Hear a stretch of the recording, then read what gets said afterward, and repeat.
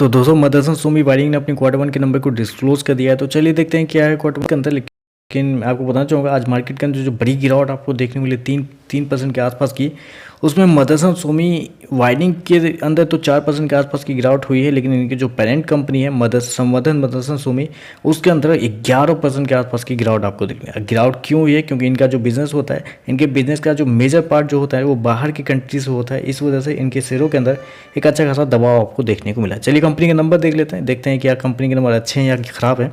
तो data crows में पिछले क्वार्टर में कंपनी ने 2232 करोड़ के आसपास का रेवेन्यू जनरेट किया था ऑपरेशन के। तो पिछले साल 1871 करोड़ के आसपास, जबकि अभी देखें तो बढ़ के 2184 करोड़ कंपनी का जो रेवेन्यू है वो आपको जाता हुआ देखने को मिल रहा है। तो साल दर साल देखें तो साल दर साल कंपनी के रेवेन्यू के अंदर लगभग बोल सकते हैं आप 16% के आसपास की, 16 से 17% के आसपास की तेजी आपको देखने को मिले। वहीं अगर क्वार्टर जाते हैं तो क्वार्टर कंपनी के रेवेन्यू के अंदर एक हल्की सी गिरावट भी आपको देखने को मिली, 2% के आसपास की गिरावट है। तो क्वार्टरली बेसिस पे कंपनी का रेवेन्यू गिरता हुआ देखने को मिला है, जबकि साल दर साल कंपनी के रेवेन्यू के अंदर एक अच्छी खासी तेजी भी आपको देखने को मिल रही है।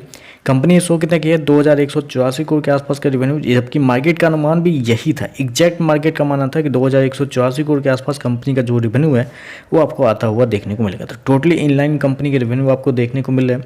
खर्चे की बात करते हैं, पिछले क्वार्टर में 1986 करोड़ खर्च किए थे, पिछले साल 1706 करोड़। अभी देखें तो कंपनी खर्चे 1991 करोड़ के आसपास आपको देखने को मिले। तो खर्चे भी देखें तो खर्चे भी ऑन एन एवरेज ठीक ही है, ज़्यादा कुछ ऊपर नीचे नहीं है। चलिए कंपनी का प्रॉफिट क्या निकलता है वो देखते हैं। तो देखिए पिछले क्वार्टर की बात करें तो पिछले क्वार्टर में कंपनी 191 करोड़ के प्रॉफिट में थी, पिछले साल 123 करोड़ के आसपास का प्रॉफिट, जबकि अभी देखें तो कंपनी का प्रॉफिट 148 करोड़ के आसपास आपको देखने को मिल रहा है। तो साल दर साल देखें तो साल दर साल कंपनी का प्रॉफिट के अंदर लगभग 20% के आसपास की तेजी आपको देखने को मिले। वहीं अगर क्वार्टर जाते हैं तो क्वार्टर कंपनी का प्रॉफिट के अंदर एक अच्छी खासी गिरावट आपको देखने को मिल रही है। लगभग बोल सकते हैं आप 22% के आसपास की गिरावट है क्वार्टरली बेसिस पे कंपनी के प्रॉफिट के अंदर। जबकि मैंने आपको क्या बताया कि लगभग रेवेन्यू के अंदर ज़्यादा बड़ी गिरावट नहीं है, 2-3% के आसपास की गिरावट है। लेकिन कंपनी के प्रॉफिट के अंदर क्वार्टरली बेसिस पे एक बड़ी गिरावट आपको देखने को मिली। कंपनी ने शो कितना किया 148 करोड़ के आसपास का प्रॉफिट, जबकि मार्केट का अनुमान था कि इस क्वार्टर में कंपनी का जो प्रॉफिट है वो 165 करोड़ के आसपास आपको जाता हुआ देखने को मिलेगा। जी हाँ, 165 करोड़ के आसपास। मैंने ऑलरेडी आपको बताया ना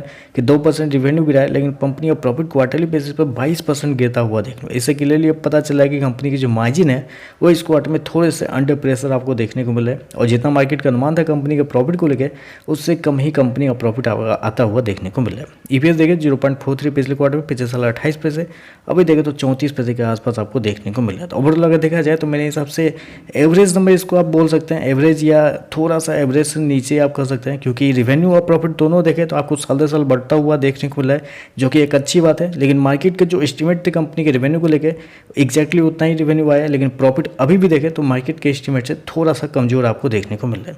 तो चलिए बस आज के लिए बस इतना ही। वीडियो पसंद आए तो लाइक कीजिएगा, साथ में साथ चैनल को सब्सक्राइब जो कीजिएगा।